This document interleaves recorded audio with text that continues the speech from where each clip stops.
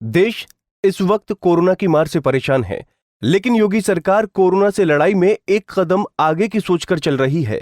एक ओर सरकार की कोशिश है कि लोगों को बेहतर स्वास्थ्य सेवाएं मिलें, तो दूसरी ओर सरकार उन लोगों के बारे में भी सोच रही है कि जो इस मुश्किल वक्त में अपना काम छोड़कर घर लौटने को मजबूर हो गए। दरअसल योगी सरकार ने उन्नाव में पौराणिक नदी साई का जीर्णोद्धार करने का फैसला लिया है। योगी सरकार के इस फैसले से एक ओर जहां रामायण काल की नदी को अपना पहला स्वरूप मिल जाएगा, साथ ही उन लोगों को भी मनरेगा के तहत नियमित रोजगार मिलेगा जो अन्य प्रदेशों को छोड़कर उन्नाव, हरदोई सहित बनारस तक पहुंचे हैं। हालांकि इस पौराणिक नदी से जुड़े लोगों की एक और भी चिंता है। इनकी माने तो कई किलोमीटर में विस्तृत साई नदी अब महज छोटी सी जगह में परिवर्तित होकर रह गई है। भूमाफिया ने इनको समाप्त कर दिया। उनकी मांग है कि फिर से नदी की जमीन पर कोई कब्जा न कर पाए। साई नदी हरदोई की झाबर से निकल करके बनारस के आगे इसका संगम हुआ है। साई नदी के किनारे रघुकुल वंश के रघुवंश में स्थापित 5 शिव मंदिर हैं। एक लक्ष्मण जी द्वारा स्थापित जलेश्वरनाथ जी का मंदिर है। 4 और मंदिर इसके पूर्व में और स्थापित हैं। साई नदी में के किनारे स्थापित लक्ष्मण का जी का मंदिर जो है, ये सीता जी के को छोड़ने गए थे, उसके बाद में वापस आए तो मोह का त्याग किया, यहीं पर स्थापित किया शिवलिंग।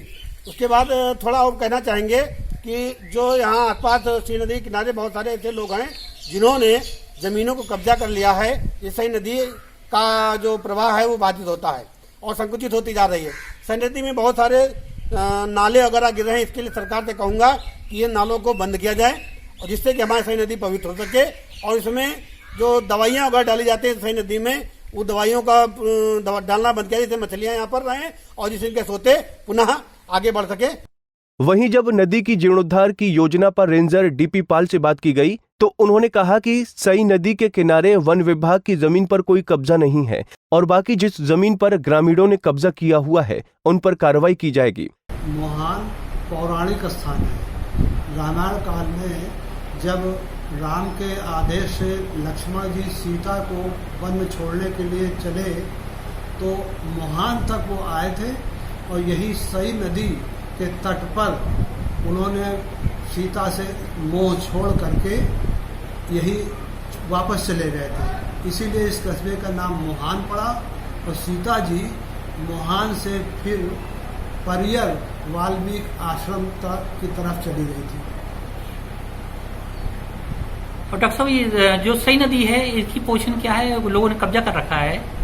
ऐसा है कि जब हम लड़कपन में सई नदी के किनारे जाते थे दर्शन करने और मंदिर के पास दर्शन करने जाते थे तो इस नदी का पाट बहुत बड़ा था दोनों तरफ। और अब जब जाते हैं और देखते हैं तो बड़ा दुख होता है। नदी का पाट जो है वो पूरा का पूरा खत्म हो गया, दोनों तरफ खत्म हो गया।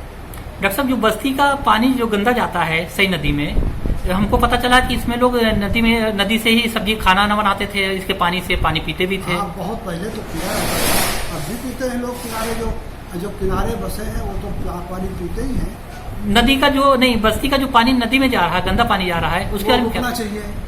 वो 2-1 नाले हैं, उनको जरूर रुकना चाहिए। अगर इस नदी का दोबारा जीर्णोद्धार होता है तो ऐसी व्यवस्था की जाए कि नाले उसमें न गिरे नदी में।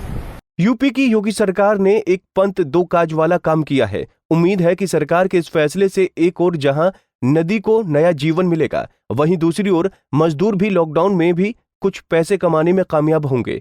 पंजाब केसरी टीवी के लिए उन्नाव से विशाल सिंह चौहान की रिपोर्ट।